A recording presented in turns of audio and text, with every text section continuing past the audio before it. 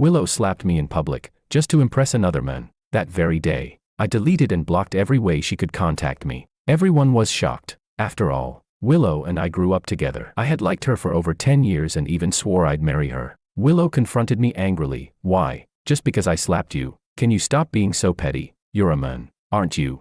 But I just sneered and asked back. The day before you slapped me, remember what you said to someone else? Should I help you recall it?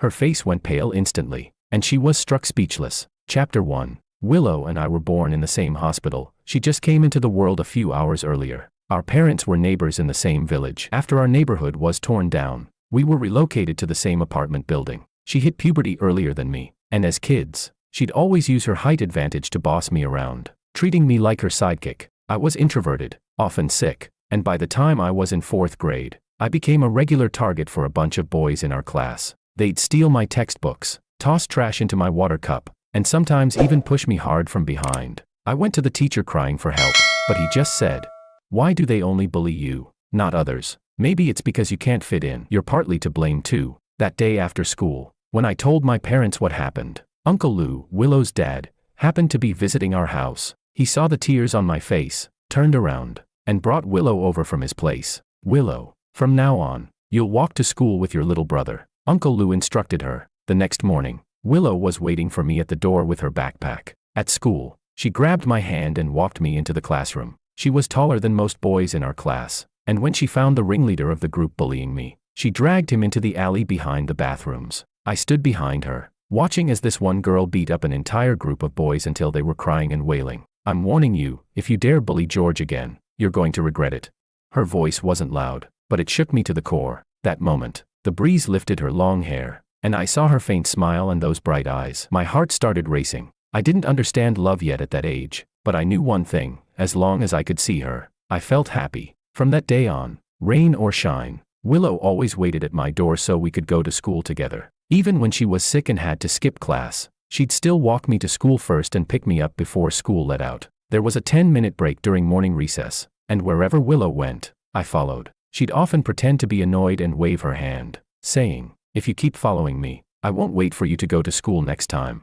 But I never stopped. I happily stuck close to her, calling her Sister Willow every step of the way. One day after school, she wasn't outside my classroom like usual. I searched a few rooms she often visited, but still didn't find her. Even the security guard came and told me to leave, but I didn't see her anywhere. I walked toward the bus stop, dejected, when I finally saw her chewing bubblegum at a nearby snack shop. She walked toward me, still blowing bubbles, and complained, "Took you long enough." Then she pulled a piece of candy from her pocket and handed it to me. Time passed, and Willow and I grew up together like that.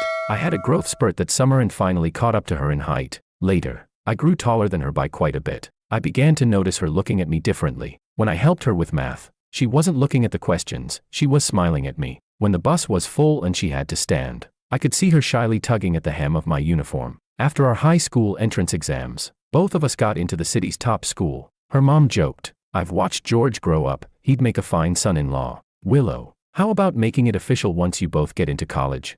I knew Aunt Lou was teasing, but Willow blushed and ducked into my room. The adults all saw her reaction, and so did I. I could hear my own heart pounding like a drum as I shouted, "I like Willow. One day, I'm going to marry her." Everyone laughed, and I figured she heard it from inside the room too. But that special feeling came to an end in our final year of high school. Chapter 2. On the first day of our final year in high school, while the entire class sat waiting for our new textbooks, a boy with a bright and sunny face stood at the doorway. The homeroom teacher led him to the podium and introduced him. "This is Makoto, a new transfer student. Senior year is a crucial time, so I hope you'll all help him fit in." The sunlight lit up his face. He smiled, glanced around the room, and then fixed his gaze on me. "I heard from a friend," he said, "that there's a simp in this class. To be more specific, someone who follows a girl around like a loyal sidekick." Whoa. Gasps and murmurs immediately filled the room. I looked him in the eyes and swallowed hard. I didn't even have to turn to know that every single person was staring at me. After entering this top-ranked high school, I rarely ran into anyone from my elementary or middle school. But rarely didn't mean never, and when they saw I was still trailing behind Willow just like before, they'd snicker behind my back. At least no one had ever dared to say it to my face, until now. "Sorry, Wong," Makoto said mockingly. "I also heard you're really prideful. Will saying this upset you?" He raised his eyebrows at me, his eyes full of provocation. "But seriously, You're a guy always following a girl around. Isn't that a bit pathetic? She's not your mom, or are you part of a special group? Makoto, that's enough. Willow slammed her hand on the desk and stood up. Her chair toppled over with a loud bang. Makoto finally turned his gaze away from me, but his expression suddenly softened. Am I wrong, Lou? He said gently. Honestly, you've been kind of annoyed by his clingy behavior for a while now, haven't you? Willow pressed her lips tightly together, like she was silently admitting he had a point. Bang, bang, bang.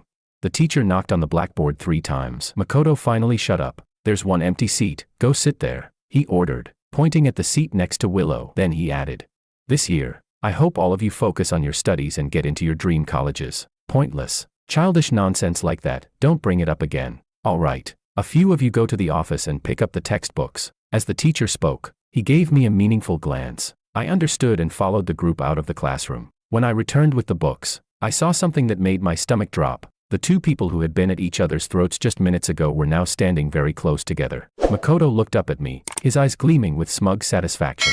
After school, Willow packed her bag and left the classroom hand in hand with Makoto. I watched their backs fade into the distance, then pulled a small cake from my drawer and stuffed big bites into my mouth. It was her favorite flavor, not sweet at all. Everything that happened today played over and over in my mind, making my chest ache. That day, Makoto became the third wheel between me and Willow. Our relationship could never go back to how it used to be. Chapter 3. Makoto was a natural at socializing. Within just a few days of transferring, he had already blended in with the whole class. I didn't understand how he and Willow had suddenly become so close. All I knew was that starting from that week, she no longer needed me to bring her breakfast. I brought you steamed buns, got both of your favorite flavors today, I said, placing them on her desk. Willow kept her head down, busy organizing her drawer. Thanks, but you can take them back. I've already eaten. Makoto lifted a half-eaten bowl of long and sticky rice porridge and held it up in front of me, wearing a smug smile. Oh, I didn't know you brought breakfast too. But Willow couldn't even finish this porridge. You really don't need to keep bringing food. What did you just say?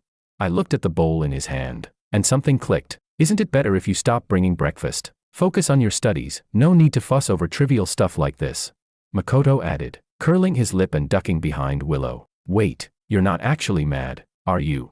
Willow put her book down and sat up straight. Makoto's just trying to help. Don't be so petty. That line hit me like a punch to the chest. My head filled with question marks, and I was left speechless. I looked up at the sky through the window as that familiar ache returned to my chest. Fine, I'm the petty one. It's all my fault. My sudden outburst silenced the entire classroom. Makoto quietly sipped his porridge, mouthing the words. She drank this, it's sweet. George. Willow's voice was sharp, clearly irritated by the sarcasm in my tone. I couldn't take it anymore. I reached over and pulled the steamed buns off her desk. Why are you yelling? You think I'll back down just because you raise your voice? Willow was stunned. It was the first time I had ever spoken to her that way. She instinctively reached out to grab my hand, but I pushed her away. Don't be mad. I'll eat it. All right, give me the buns. Keep bringing breakfast like before. Willow held out her hands with a gentle tone, like she used to. I glanced past her. Makoto was glaring at me with pure jealousy. I had never seen that look in anyone else's eyes. He was the first. From that day on, Makoto started making things difficult for me. It was like being caught in a sudden storm. A tiny boat in the middle of raging winds and rain. I had nowhere to hide. I was strong in science, ranking near the top of the class, but my language arts grades were notoriously bad, often publicly called out by the teacher. Whenever I answered a question in class, Makoto would mutter under his breath, "You don't even know that. What an idiot." His little entourage would laugh along, the snickering echoing through the room. During group discussions, I'd barely share my opinion before Makoto rolled his eyes. I don't agree with that. Then his circle would launch into mocking me, turning everything I said into a joke. At first, Willow would still speak up for me. Come on, don't be like that. We're all classmates. But Makoto always had a way to twist things. I'm just doing it for his own good, he'd say. And with that, Willow would fall silent, as if she agreed with him. Watching them laugh and chat together felt like having needles pricked into my chest. Half a semester passed. My eyes were swollen and red from allergies, which soon became Makoto's next weapon. After school, I put on sunglasses and tried to slip out of class. Makoto immediately pointed at my face and shouted, "Look, he spent the whole day lying on his desk. Bet his eyes are swollen from crying. That's why he's wearing shades." Then he yanked them off my face. "Told you so." All eyes turned to me again. Another wave of laughter erupted. Tears welled up in my eyes, but I fought hard to keep them from falling. "That's enough. You really think you're funny?" Makoto shrugged like he couldn't care less. Relax, it's just a joke. Don't be so sensitive. But I knew. These so-called jokes weren't funny at all. Chapter 4. A surge of fury exploded inside me. I raised my fist and punched Makoto square in the face. He clearly wasn't expecting it. My punch knocked him to the ground, leaving a red mark on his cheek. He looked utterly humiliated. Are you looking to die? Makoto grabbed onto a desk and stood up. I looked at the powder residue on my fingers and sneered. No wonder your skin's so thick, you caked on so much foundation. I turned to head to the restroom to wash it off, but Willow grabbed my wrist. Her voice was cold and commanding. Apologize. Why should I apologize to him? You hit him. Her voice was utterly devoid of warmth. He was just joking. And you hit him. Apologize, don't make me hate you. I stared at the girl who was now defending Makoto, and a deep unfamiliarity welled up in my chest. I won't, I shouted. The moment the words left my mouth, Willow slapped me across the face. Everyone's eyes locked on us. The tension in the classroom was suffocating. I touched my burning cheek and laughed. So childhood bonds really can't compete with sudden infatuation. I slung my backpack over my shoulder and walked out of the classroom. Behind me, I heard Willow's worried voice. Makoto, are you okay? Come on, let's get you to the nurse's office.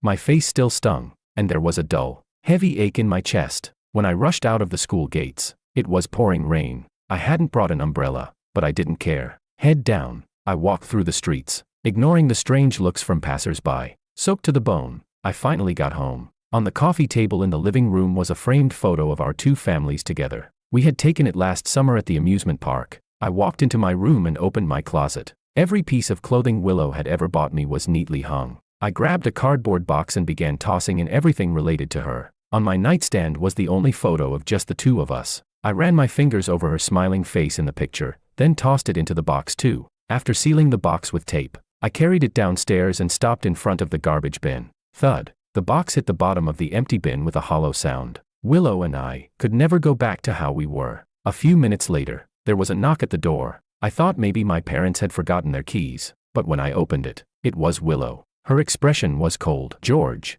I looked down. She was holding the same cardboard box I'd just thrown away. She pulled out our photo. Why did you throw this away?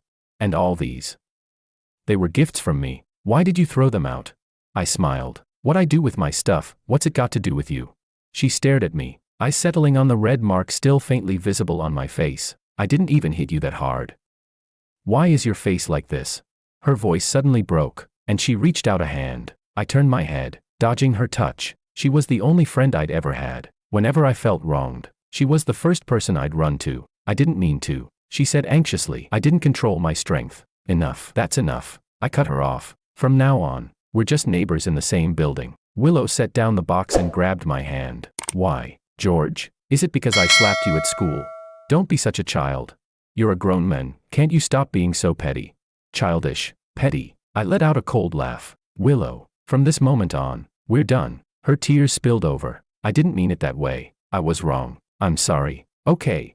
I don't need your apology. One by one, I peeled her fingers off my hand. Don't come bothering me ever again. Her expression shifted from shock to confusion, and finally to a bitter, mocking smile. Fine, fine. You said it yourself. Don't come crawling back later. With that, she turned and walked away without looking back. Only when her footsteps had faded completely down the stairs did I stand there, dazed, and quietly close the door. Chapter 5. The next day at school, Willow and Makoto were officially a couple. They brought in big bags of candy and dozens of cups of bubble tea, placing one on every classmate's desk. I thought about telling her to focus on her studies instead, but then I remembered, what did any of this have to do with me anymore? Everyone in class agreed, without a word, to keep this open secret from the teachers and help cover for the new couple. It wasn't surprising. When Makoto first transferred, he quickly got in with a small crowd thanks to his upbeat, extroverted personality. He was sunny and good-looking, especially popular with the girls. I'm a guy, but if anyone's bullying you, feel free to come to me. He once said, what's wrong with hanging out with girls? Girls are clean, don't smell like sweat, and they're emotionally sharp. They notice the good in people. There are just some people I can't get along with, overly sensitive, bad temper, can't take a joke. He was clearly referring to the classmates he had made fun of, including me. Because of his jokes, a few students actually disliked him, but Willow, she remained oblivious, and even encouraged me to talk to him more. I refused. Makoto noticed and shrugged toward the nearby girls with exaggerated helplessness. I get it. Shouldn't have said they've got a bad temper. Now I've really pissed them off. Ah well, guess I'll be iced out by another clique again. It's fine, I'm used to it. And just like that, he twisted the whole situation. He was the one who bullied us. But now he made it seem like we were the ones alienating him. When I got home that day, I couldn't hold it in and complain to my parents about how ridiculous he was. George, we understand, my dad said. I've met people like him before too. You don't have to worry about him. Just focus on yourself. And it's best not to get too close to that kind of person. Right at that moment, Willow happened to be standing outside our door. Her face darkened immediately after overhearing those words. She was the type who couldn't stand that kind of behavior. Uncle, Auntie, George, talking behind someone's back is not okay. The three of us laughed awkwardly. Later, I realized, at some point, she and Makoto had already built a close friendship. Makoto was decent at math and sat next to Willow, so he took the initiative to tutor her. She was hopeless at the subject. I used to do that, but after one quiz right after he transferred, it all just shifted to him naturally. Makoto also knew about makeup and celebrity gossip, which helped him connect with the girls. A lot of them were Willow's besties, and they quickly grew close to him as well. Willow's impression of him changed, too. He went from being the guy who randomly mocked people on his first day to a cheerful, helpful classmate. She used to dislike guys who clung too much, but somehow, she warmed up to Makoto in no time. In class, she and Makoto passed secret notes and giggled out loud, paying no mind to anyone else. After school, she would hop on the back of his bicycle, laughing and joking with their little crowd of girls. I used to feel bitter and heartbroken whenever I saw them like that, but I'd always try to convince myself they were just friends. I thought Willow liked me. Turns out, I was just full of wishful thinking. We're in a proper relationship, Makoto announced one day, with Willow sitting on his lap. Not like some people who hide behind the childhood friend label just to stick to her like glue. He then added, clearly aiming his words at me. Also, I know some folks out there don't like me and love running to the teachers to snitch, but I'd appreciate it if certain classmates wouldn't report our relationship. Makes them look jealous. I stared at him, expressionless. Some classmates smiled and gave their blessings. Others peeked at me for a reaction. Everyone in class knew I'd grown up with Willow. Everyone knew I liked her. Even at school, other girls had tried giving me love letters. I tossed every single one in the trash. There was only one girl by my side, Willow, and originally, I was the only boy by hers. My desk mate glanced at me nervously. I didn't even lift my head, just focused on solving problems. The mood was tense. Makoto gave a snort and finally looked away from me. Chapter 6. After that, Willow and Makoto became even closer. Willow took off her hair tie and slipped it onto Makoto's wrist, playfully ordering him never to take it off. During class, they passed notes under the desk, and sometimes Willow would laugh out loud like no one else existed. At lunch, Makoto always made sure to get an extra helping of her favorite dish. After school, Willow would sit on the back of his bicycle, arms tightly wrapped around his waist. It had been 10 years between us, so at first, of course I felt uncomfortable, but eventually, I got used to it. Just when I thought we'd never have anything to do with each other again, Willow stopped me at the school gate one day after class. George. Her voice was low and her expression complicated, somewhere between angry and happy. I couldn't tell. Makoto called in sick today, she said, looking at me. I didn't immediately understand what that had to do with me. So what? Willow got straight to the point. Did you hit him again? I froze for a second, then let out a cold laugh. Me? Hit him? I don't even want to breathe the same air as him. And you think I'd lay a finger on him? I wasn't the kind to start fights, especially not with someone like Makoto. I couldn't even stand to look at him. As far as I was concerned, the fact that he left me alone was already a blessing. Why would I go out of my way to mess with him? But Willow's eyes were full of suspicion. She questioned me. Last night, he walked me home and said he'd pick me up this morning, but he never showed. I almost got marked late. I rushed to school, asked around, and found out from the teacher that he called in sick, said someone beat him up. Tell me the truth. Was it you? You're insane. I didn't want to argue anymore. I tried to push past her and leave, but she yanked my wrist hard, staring at me like a predator watching prey. George, I know you're upset that we're dating, but this is too much. Have you forgotten? You're the one who said we should act like strangers. Even if you're jealous, that's no excuse. She stopped mid-sentence, hesitated, then said softly, if you just apologize, we can pretend none of this ever happened. We can go back to how things were. Her tone was urgent, like she couldn't wait for my response. I'd had enough. Are you serious? It's broad daylight and you're dreaming already. Let go of me. Apologize. I told you, I didn't do anything. You two want to date, be my guest. Have 10 kids right now for all I care. Go get married and live happily ever after. Just leave me out of it. Willow's face turned pale, stunned, but her hand didn't loosen. Just as I was about to shake free, a hand gently touched Willow's arm. Hey, Is this how you treat your classmates? I turned toward the voice. It was a girl in a dress, about our age, Anna. The name slipped out of my mouth. Anna was one of our school's top graduates, a year ahead of us. I remembered her because she used to be the crush of countless guys. What was she doing here?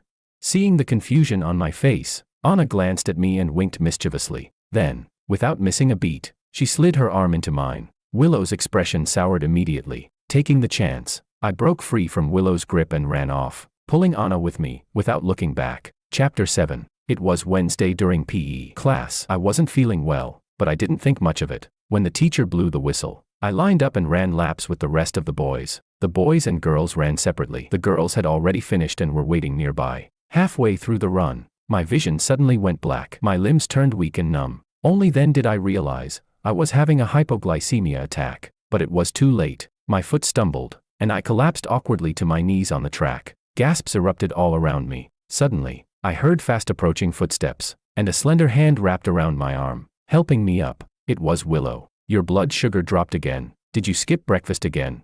You're in no shape to run. Can you please take some responsibility for your body? Are you hurt? I'll take you to the nurse. She kept nagging beside my ear. I was already irritated from falling, and all the eyes staring at me only made me more annoyed. I yanked my arm back hard, trying to pull away. Don't touch me. I can walk on my own. She growled back.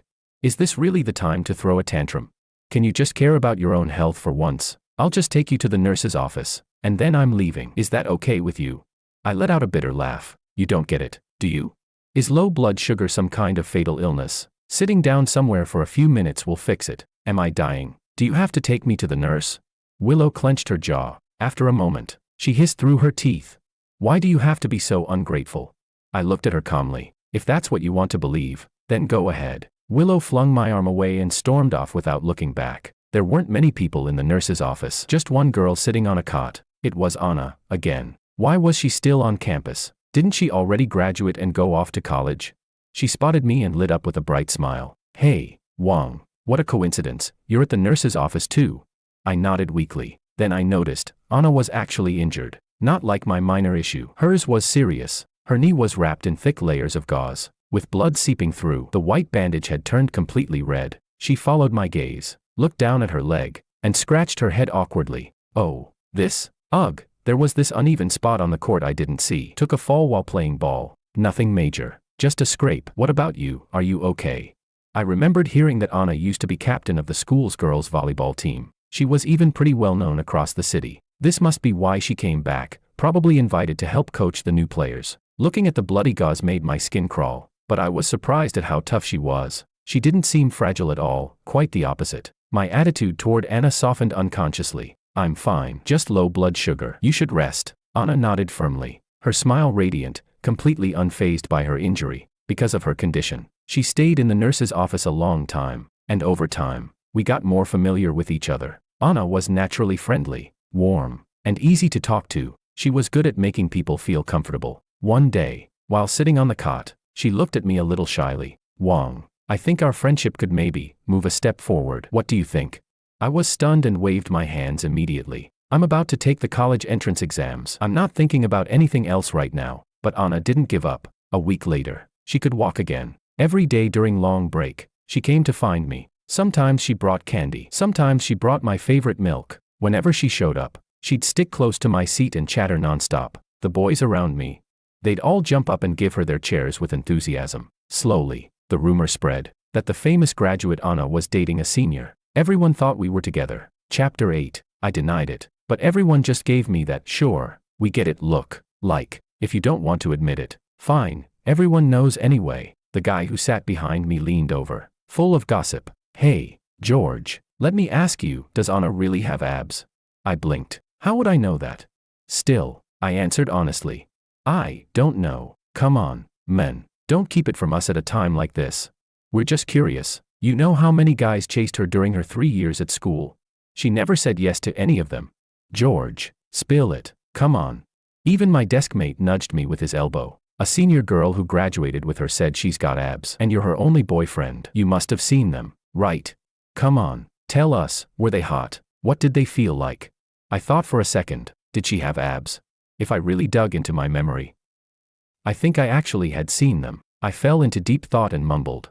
Maybe, yeah. Even though she's thin, she's really athletic. Aya, bro, how far did you two go already?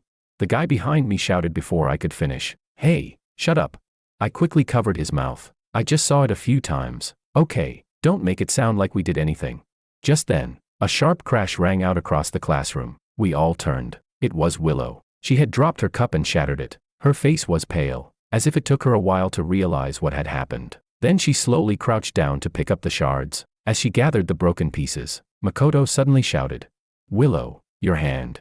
I looked over and saw that her finger had been cut. Bright red blood dripped down, trickling from her hand. She stared at her fingers, expression distant, lost in thought. "I've got tissues. Willow, come here. I'll help you wrap it." Makoto reached for her hand, but Willow yanked it away. And then, in front of everyone, she walked straight toward me. The cut was deep, but she didn't seem to feel any pain. Blood left a dotted trail on the ground as she stopped in front of me. She looked at me and said softly, "I got hurt. George, can I have a Band-Aid?" I looked at her quietly. She knew I always carried Band-Aids, because of her. When we were kids, Willow was wild. She loved climbing trees, picking fruit, and catching crayfish in the river. She was always getting cuts or twisting her ankles. In middle school, a girl who had a crush on me got angry when I rejected her. She sent her older brother to block me in an alley after school. Willow charged in swinging a 2-meter stick and beat them so badly.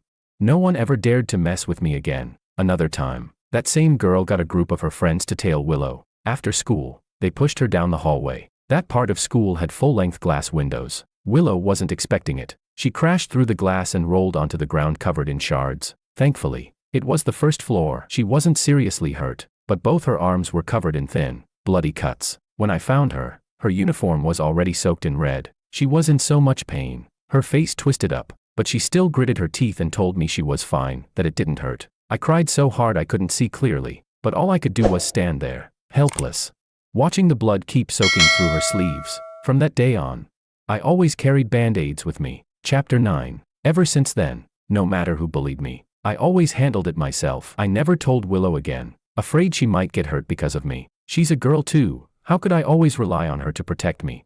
But that habit stuck with me even now. Willow once teased me for overreacting, but when I saw the smile in her eyes, I knew she actually enjoyed it. That was until Makoto transferred in. One day, he saw a Hello Kitty bandage fall out of my bag. He told Willow, "You're already a grown man, and you're using Hello Kitty bandages. What kind of guy likes stuff only girls are into?" Willow just smiled and nodded. I snapped out of the memory and looked at Willow, gently shaking my head. "I'm not a doctor. If you're hurt, go to the nurse's office. You hurt your hand, not your leg. I don't think you need me to carry you. Besides, isn't there someone else now?" Willow didn't look surprised. The color drained from her face. She gave a soft, self-mocking laugh. "Got it." Her gaze dimmed instantly, losing its usual sparkle. After school, Makoto cornered me behind the classroom. "We need to talk." He wasn't smiling this time. His face was dead serious. Honestly, I was getting annoyed. Why do they keep coming to me? I mind my own business. Isn't that supposed to be a good thing? They're in a relationship. I'm just living my life. We shouldn't even cross paths. So why is one confronting me today, and another wants to talk tomorrow? Makoto stared at me intensely before finally saying, "I really don't get it. You're just a nerd who only knows how to study. Why does she care about you so much?" I almost laughed out loud. "Cut the indirect talk. If you've got something to say, just say it." His face darkened for a second. His eyes filled with frustration. "You must be pretty pleased with yourself, huh?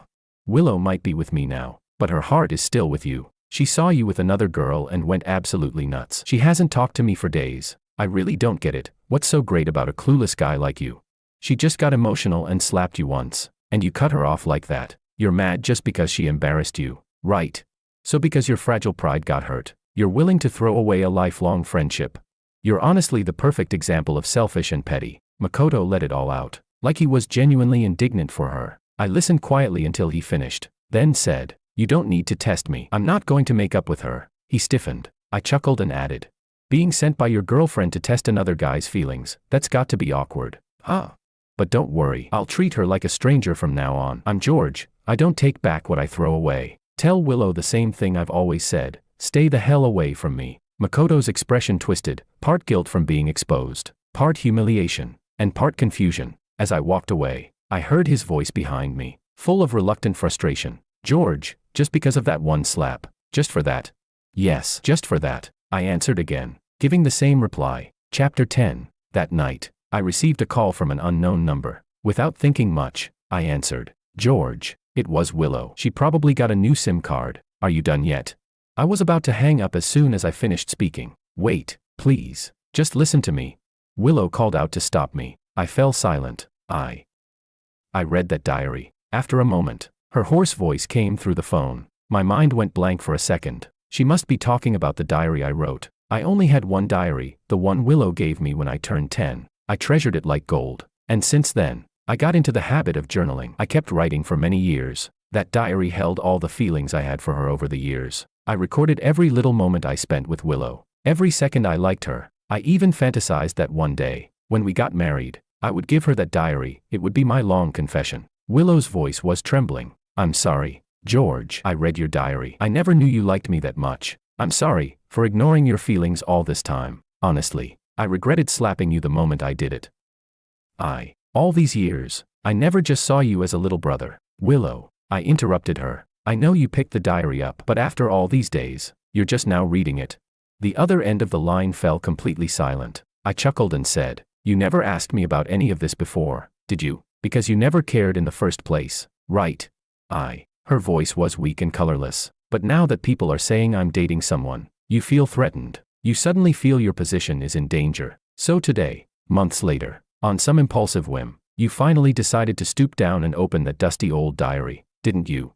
George, that's not it. I didn't let her explain. I spoke calmly. Willow, you should know, late apologies and confessions can't fix the past. What you're doing now just makes you look cheap. That diary means nothing now. You might as well throw it away. Don't call me again. Don't look for me either. You're really annoying. I hung up. My birthday was in a week. My parents planned a party and told me to invite classmates. At first, I didn't want to invite Willow and the others, but since they'd been behaving lately, I figured I'd treat everyone the same and handed out the invitations. Anna shamelessly asked for one too. On the day of the birthday party, I dressed up. Willow showed up too. Her makeup was flawless, and Makoto was holding her hand, dressed in a white suit. When he saw me, he quickly let go of her hand and wrapped his arm tightly around hers, sticking to her like glue. Willow's face was expressionless. I didn't greet them. I walked straight toward the adults. The party was cheerful, but a little exhausting. At one point, I walked alone onto the terrace to catch some air in the night breeze. Then, I heard footsteps behind me. Even if I didn't want to admit it,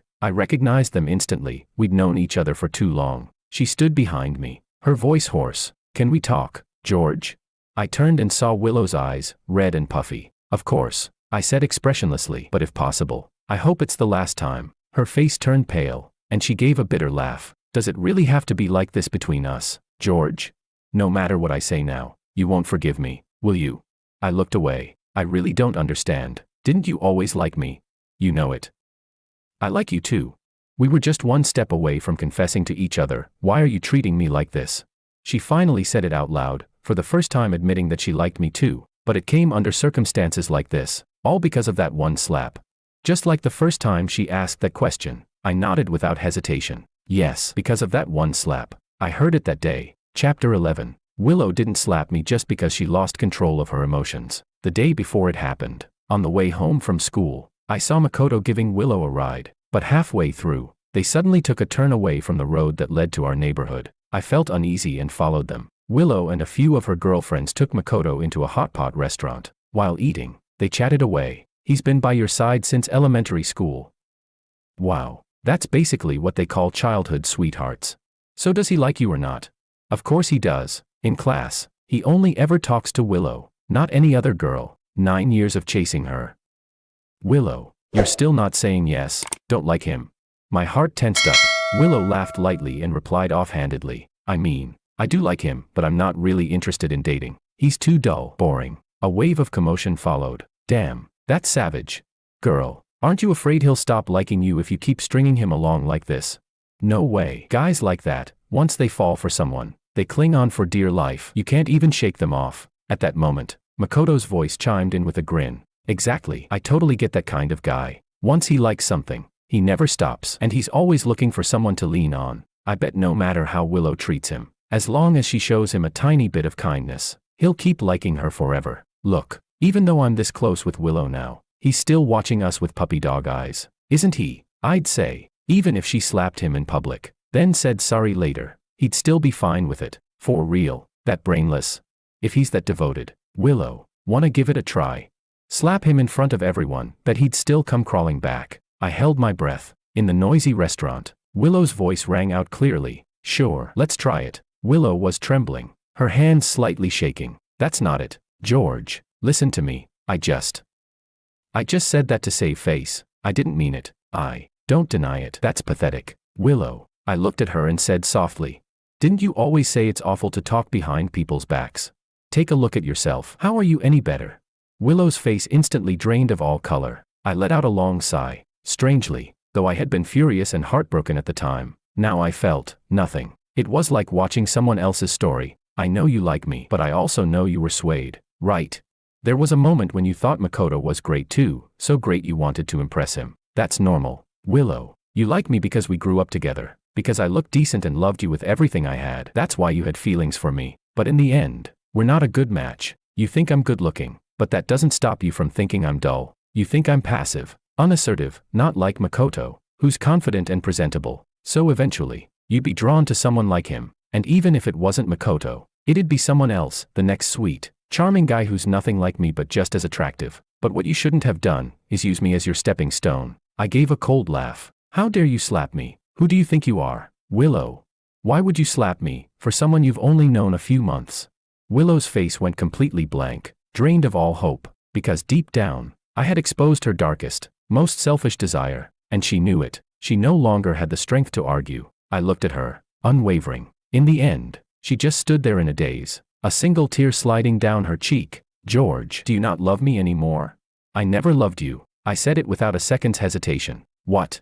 Willow's lips lost all color as she stared at me, completely lost. I looked straight into her eyes and spoke honestly. I used to like you. I liked you for a long time, because you always looked out for me when we were kids. That affection lived inside a beautiful fantasy I built around you. It didn't need your response, it could survive just by existing in me. But not long ago, I let it go. Why? She sounded like she was sleepwalking, because even now, whenever I see you, my face still stings. I said it without emotion. Willow's face finally lost all color. Chapter 12. Later, Willow broke up with Makoto. I don't know the reason. Even though the college entrance exams were only a few months away, Makoto applied to transfer classes a few days after that. Willow, on the other hand, seemed like a completely different person. She stopped hanging out with her old friends and started following me everywhere. She began bringing me breakfast. At lunch, she'd rush to the cafeteria to save me a spot and get me food. After school, she'd quietly follow behind me, saying she wanted to walk home together. It was like we were back in elementary school. No, she was treating me even better than she did back then. When I asked her what she was doing, she just shook her head and stared at me with those sorrowful eyes, silent. Eventually, she said she only wanted to make it up to me. She wanted to take care of me. Honestly, I couldn't shake her off. No one could talk sense into her. It was exhausting. Just around that time, my parents' company planned an overseas assignment, ironically, to my mom's hometown. We decided that once the college entrance exams were over, our whole family would move. I didn't tell anyone in advance. One weekend, I just sent a few familiar classmates some goodbye messages. Willow was the last to find out. I don't know how she did. She followed behind me a few times and asked, "After you move, you're not coming back, are you?"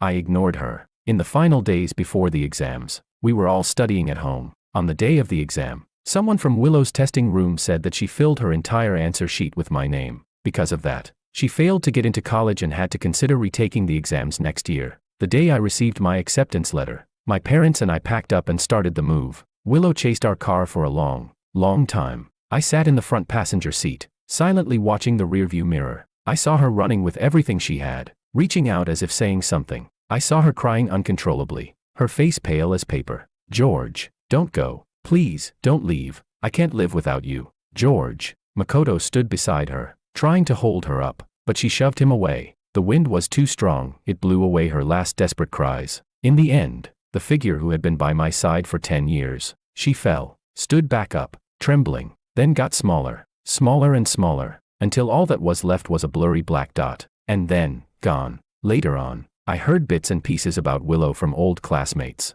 Some said she was completely crushed while repeating the year, dull, lifeless every day. Some said she spiraled, became reckless, changed friends constantly. Others said she turned into someone entirely different, burying herself in study, focused, aiming for a specific university. I didn't pay any more attention. Anna and I went to the same university. Naturally, we ended up together. In the first couple of years, every birthday, I'd receive a package. The sender never signed their name, but I recognized the return address instantly. I accepted every package, then had the courier send them back, collect on delivery, using the same shipping slip. It wasn't until my junior year that I finally confessed my feelings to Anna. At her strong insistence, we made our relationship public on social media, and that yearly gift, which had arrived without fail, stopped coming. This is good enough. It should have ended a long time ago. This is the end, and the beginning of my new life.